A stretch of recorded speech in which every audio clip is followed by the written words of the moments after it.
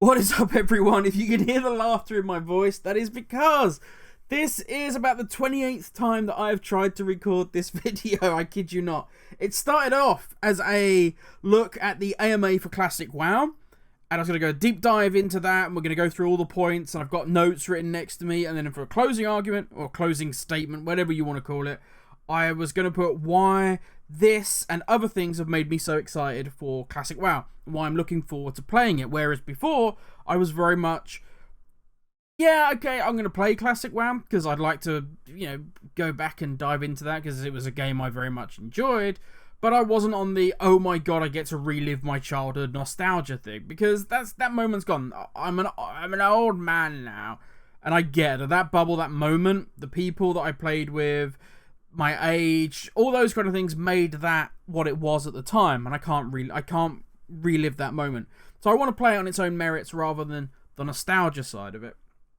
But in that point, I was drawn back to a comment that was put on our deep dive video for Planet Zoo, and that was, you can feel the excitement coming through for this game, for Planet Zoo from this video, and that's really cool. And I thought, that's strange. It's not strange for Cuddles. She adores Planet Zoo. I look forward to Planet Zoo, but I'm not super passionate about it.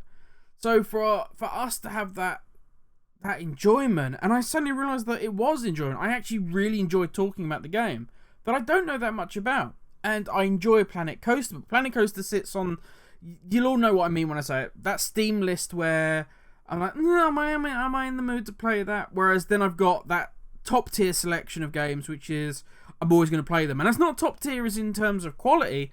That's top tier in terms, for me, games I enjoy playing the most. Warhammer Total War would be up there. Deus Ex Mankind Divided still is up there. Assassin's Creed's up there. They're the games I play. And then you got like the next group down, which is like Farming Simulator, Colony Survival, Minecraft. Those games are like ones where I've got to be in the mood and I'll play them. That's where Planet Coaster is. But all of a sudden I find myself more and more drawn to Planet Zoo. More and more excited about the features that are in it. More and more drawn. And I get there's going to be a certain level of hype, because you're drawing closer. The beta's been announced. You're drawing closer to the moment of launch. And obviously Cuddles is super excited at the moment.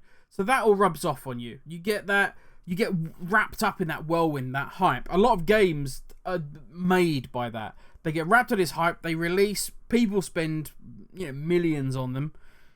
Combined, not individually. But they spend a fortune on them. And then the game is dead 2 weeks later. You see that a lot on Twitch. Games will literally rise right to the top of Twitch. Everybody's playing it, and then it just dies a sad death afterwards. So I sat there and thought, what is this reason? What is this? Why are these games grabbing my attention so much? Because there should be plenty of others out there. My friends are playing The Division 2. I've got friends playing the latest Call of Duty. I've got friends who are, going to give the... apologies, it may have already passed now. It shows how much I keep up with Call of Duty. But there's a 2v2 beta that's going on. I think it's on PS5 exclusive at the moment.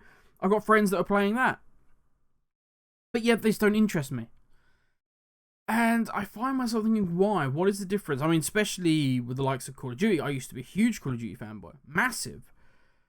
And I'm finding myself thinking, I'm actually drawn to the honesty, the vision, the sincerity, and the passion that's going into these other projects, the likes of Classic, Planet Zoo, etc., etc. In this world that we now live in, where everything has to be, it's all about the bottom line. I know it seems very childish and very, just an easy way to wrap it all up. It's all about the bottom line.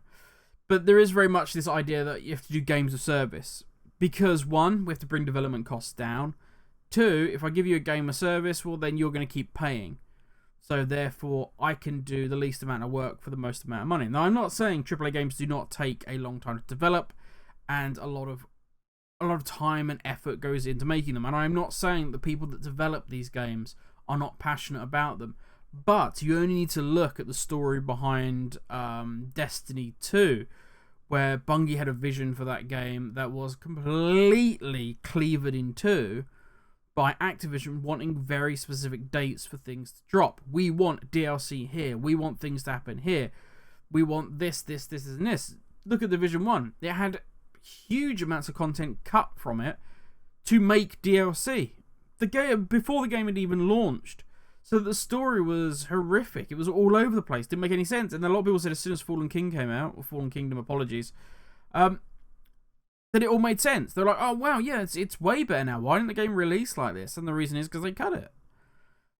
So, this is not a fault of Bungie's. I believe that if Bungie had been able to create something and publish it themselves, it would have been a far different vision. And we may be hailing, Division. Sorry, not the Division. I've got Division stuck in my head. We may be thinking of, Destiny as an all-time classic, but it's not. We look now at games like GTA 6, and people hail it as this incredible game, this franchise. It's the greatest entertainment franchise ever.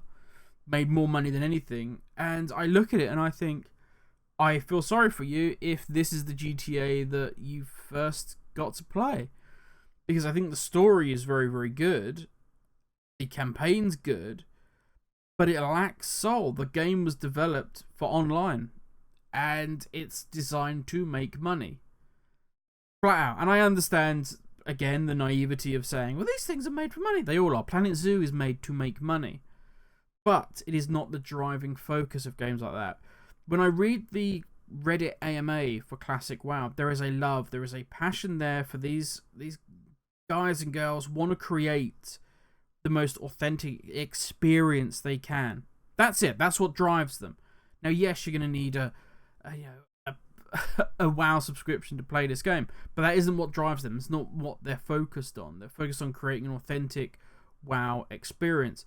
The Planet Zoo guys and girls aren't focused on how much money they're going to make from the DLCs. What they're focused on is creating a immersive zoo experience. They want to create the game Zoo Tycoon should have been.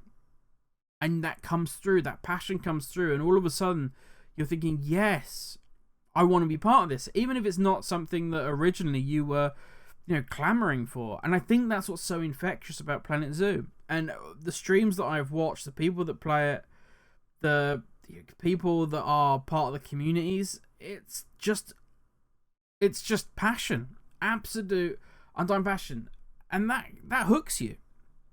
Now, this is a weird grim rant for me because this is actually a really positive one, that I am super excited for these games which aren't about loot boxes. And in this age where all of your franchises are just slowly dying, you got Star Wars, which is just DOA now. You've got Star Trek, which let's just not even, as long as my opinion is 25% different from the original. If you don't get that little dig, then look at just go on any Star Trek information, find out why it has to be a certain percentage different. You've got Doctor Who is dead and buried now. It's a horrendous time, especially for me when I grew up with a lot of this, and now those things are slowly dying. You've still got gaming, and yes, alright, so you've got the Fortnites, which is a huge cash grab. You've got Call of Duty, which is going to churn out the same thing. You've got FIFA, which is basically hasn't had an inventive idea in decades, but they just put the same sticker on the front. Sorry, the sticker's slightly different. It has a different date on it. And then churn that thing out, and it gets bought. And nobody realises that all of my fantasy amazing Ultra Team cards and crap that I bought now doesn't apply, and I have to do it all over again. And apparently that's just as exciting. So when you get these rare, and they are sadly rare, these nuggets, this gold that you discover, then you can't help but feel passion and feel love for them. And I need to go lay down now because doing a positive grim rant has really thrown me. That has me done, ladies and gentlemen. I hope you have an amazing evening, and I'll catch you all tomorrow. Maybe for more Planet Zoo. Definitely for some WoW stuff. I feel that I have not been diligent on WoW, so we'll be cracking on some WoW stuff. Maybe some more Planet Zoo stuff. Maybe a video tonight with Cuddles. Depends what we see on the live streams. If there's some more information. Some new animals have been released, but I'm not going into Planet Zoo stuff. Or Cuddles will beat me. So, but that is me done, ladies and gents. Have an amazing evening, as I said before. and I'll catch you later.